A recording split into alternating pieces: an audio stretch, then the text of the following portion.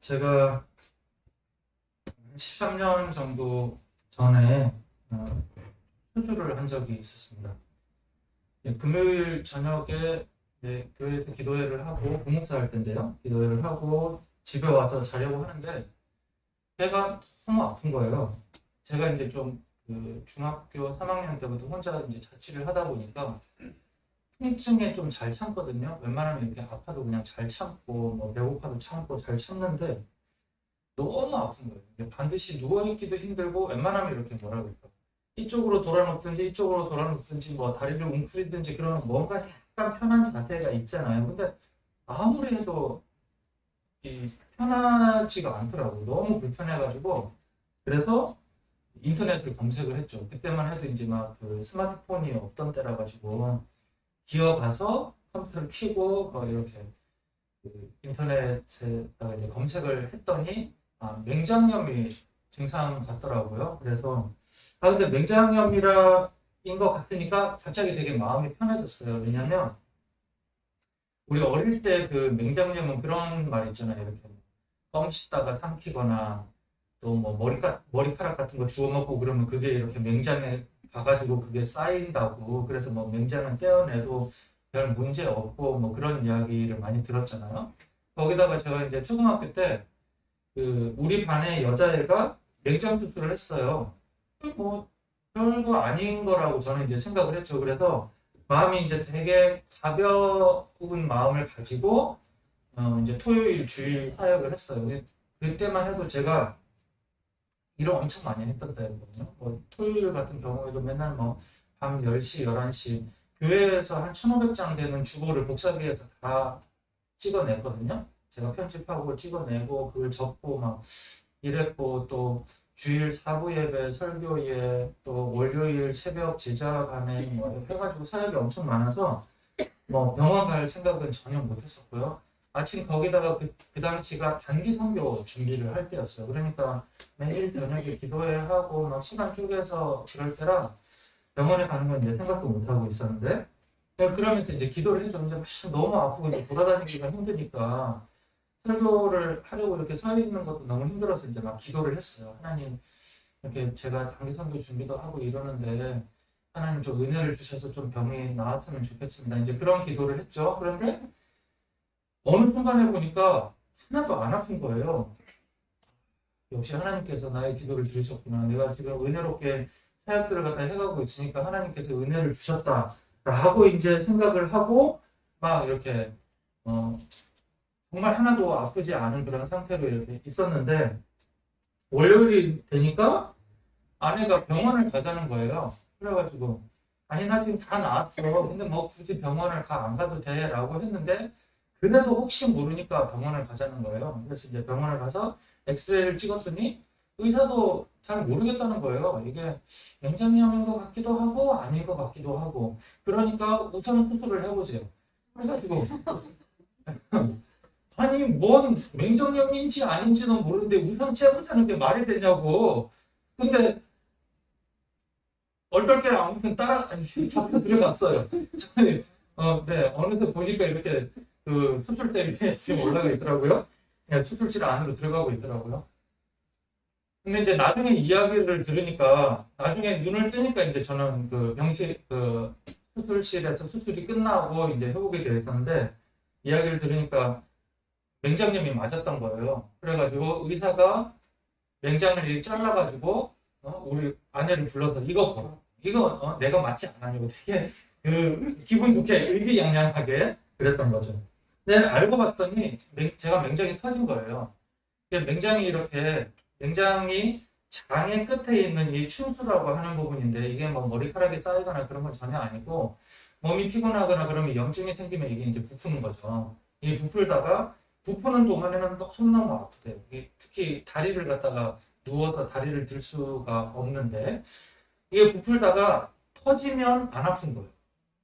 저는 이제 뱃속에서 터져버린 거죠. 그거를 하나님의 은혜라고 이제 생각을 하고 다 나았다고 이제 생각을 하고 있었는데 만약에 아내가 이제 저를 끌고 병원을 안 갔으면 이제 저는 죽었겠죠. 그래가지고 수술이 끝나고 나서 한 2주 정도를 병원에 입원을 했어요. 보통은 이제 그냥 복강경으로 하게 되면 뭐 한 2, 3일이면 퇴원을 하는데, 뭐 하루 이틀이면 퇴원을 하는데, 저는 2주 입원을 하고 꿰매지도 않고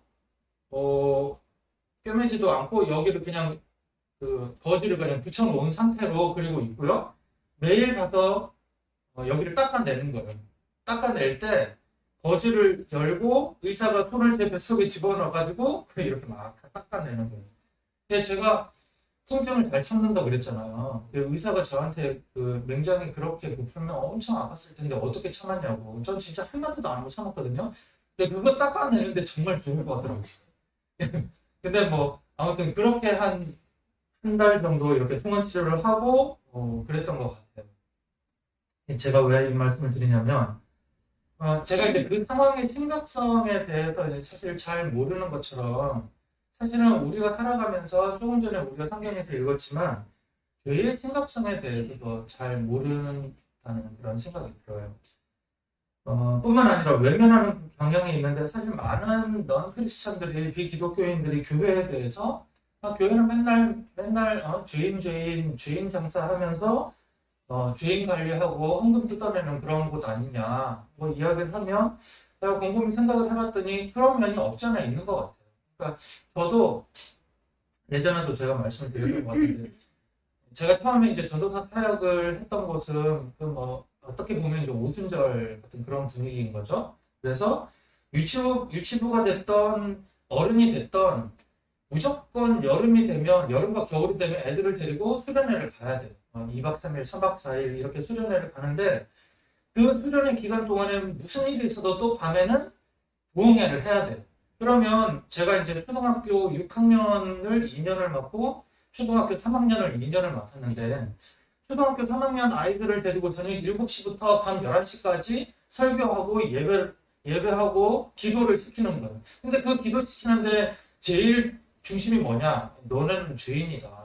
죄 회개하고 막 이런 걸 해야 되는 거죠. 근데 나중에 이제 막 그 아이들이 막 그 이제 울면서 기도하는 거 보면 참 신기하기도 해요. 아이들이 막 난 죄인입니다. 막 이런 막 고백을 하면서 막 이렇게 기도를 하는 거 보면 신기하기도 하고 또 한편으로 나 내 사역 이제 성공했다 막 이런 생각이 들기도 하고 그러는데 이제 막 애들이 울지 않으면 이제 그 극강의 처방이 이제 필요한 거죠. 그래서 막 어떤 전도사님 같은 경우에는 막 대못을 막 들고 나와가지고 너네 죄 때문에 예수님이 이 대못이 여기 찔려가지고 그랬단 말이야 막 이러면 애들이 막 그 죄 때문에 우는 게 아니라 그 분위기 때문에 무서워가지고 막 울고 막 그런 거.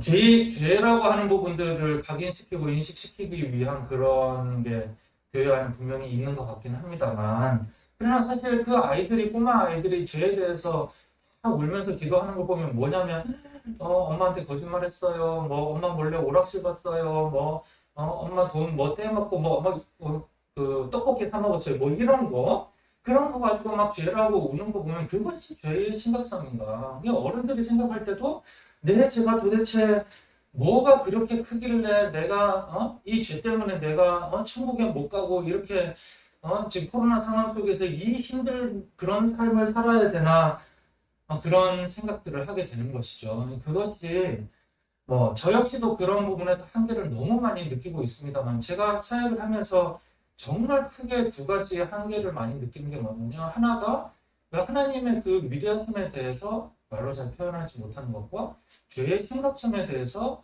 말로 잘 표현하지 못하는 것 이때 제가 제일 많이 한계를 많이 느끼는 것 같아요. 근데 아무튼 우리가 많이 생각하는 이 죄라고 하는 것은 가장 그 어떤 정말 그 핵심적이고 근원적인 그것이라고 한다면 정말 어쩔 수 없이 우리가 죽을 수밖에 없네 라고 하는 그런 부분에는 접근하지 못하고 죄의 결과물들 이렇게 뭐 싸우고 뭐 코로나 뭐 이런 게 생기고 뭐 이런 부분들에만 우리 이제 많은 사람들이 집중을 하게 되는 것 같습니다. 그래서 우리가 2월달 동안 하나님에 대해서 알아가면서 그 과정 가운데서 우리가 얼마나 이 하나님에게 모욕스럽게 하는 것인지에 대해서 조금 알아가고 또 그 죄의 심각성과 그 확장되는 그런 모습들이 어떤지 우리가 이미 잘 알고 있지만 다시 한번 되짚어보고자 하는데요.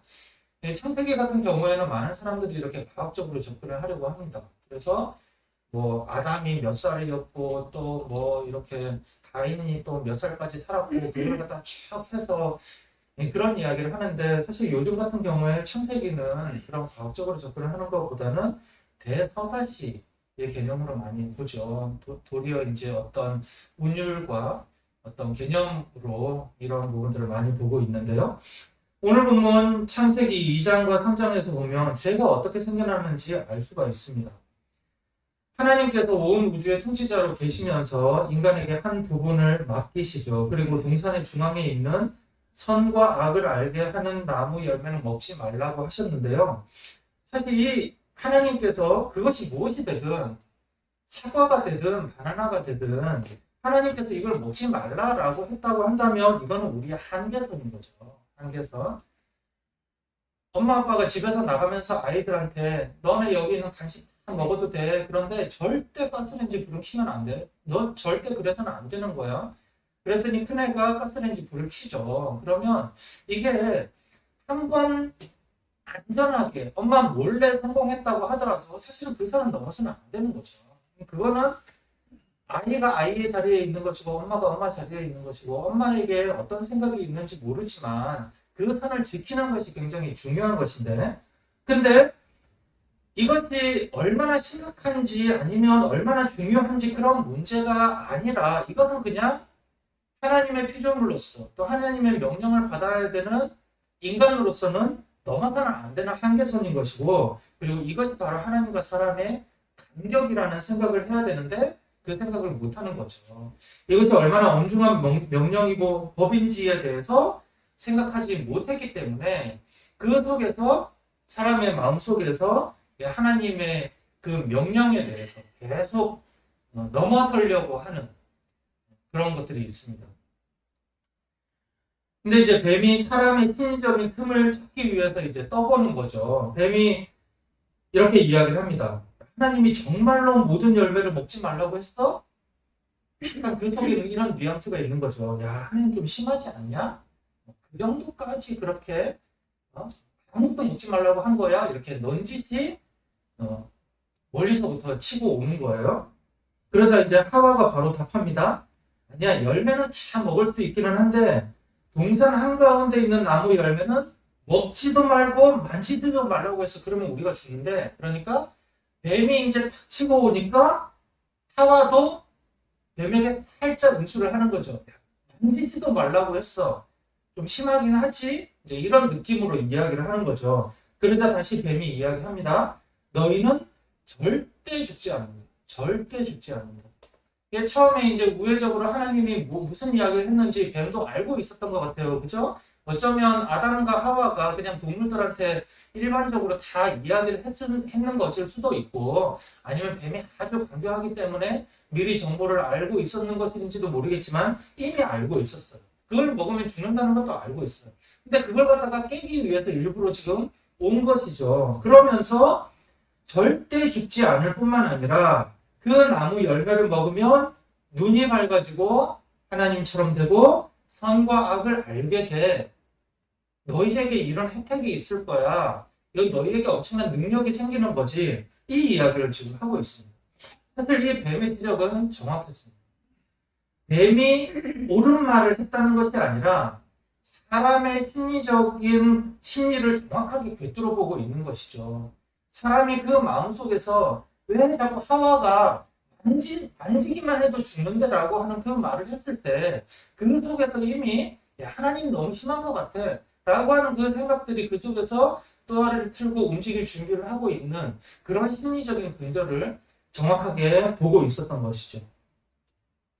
하나님이 만들어 놓은 그 명령과 그 법 테두리를 벗어나고 싶은 그 마음 속에는 사물의 이치를 자기 자신이 보고 싶어 하고 또 하나님의 명령을 따르는 것이 아니라 그 누구의 명령을 따르지도 않는 주체적인 삶을 살고 싶고 또 그래서 자신이 생각할 때 자신에게 이익이 되는 것은 마음대로 취해도 되는 그런 주도권을 갖고 싶어 하는 것이죠. 결국 선과 악을 알게 된다라고 하는 것은 여러 가지로 해석이 가능하겠지만 이걸 먹으면 나에게 이득이 될 것인가 안 될 것인가를 내 스스로가 판단하고 내가 판단한 것에 따라 내가 움직이고 이런 주도권을 갖고 싶은 것이 그 근저에 있는 것이죠. 그래서 이것이 죄가 발생한 근원적인 이유라고 한다면 그 과정에서 반드시 발생하는 그 과정이 있는데 그것이 뭐냐면 하나님 말씀에 대한 왜곡입니다. 좀 전에 말씀드렸던 것처럼 뱀과 하와의 대화에서 죽지 말라고 했어. 절대 죽지 않아. 처음에는 살짝 바꾸지만 살짝 붙이거나 살짝 빼거나 하지만 나중에는 전면적으로 하나님의 말씀에 대해서 거부하는 그런 일들이 생기게 되는 것이죠. 그런데 아담과 하와가 열매를 먹은 후에 이상한 일이 생깁니다. 그리고 본문에서 보지만 하나님께서는 반드시 죽는다고 했는데 그 열매를 먹었을 때 죽지 않았어요. 그러면 원래 인간은 영원히 사는 것인데 생명이 그냥 한 120년 아니면 80년 이렇게 그냥 제한이 된 것인가? 뭐지? 하나님이 거짓말을 했나?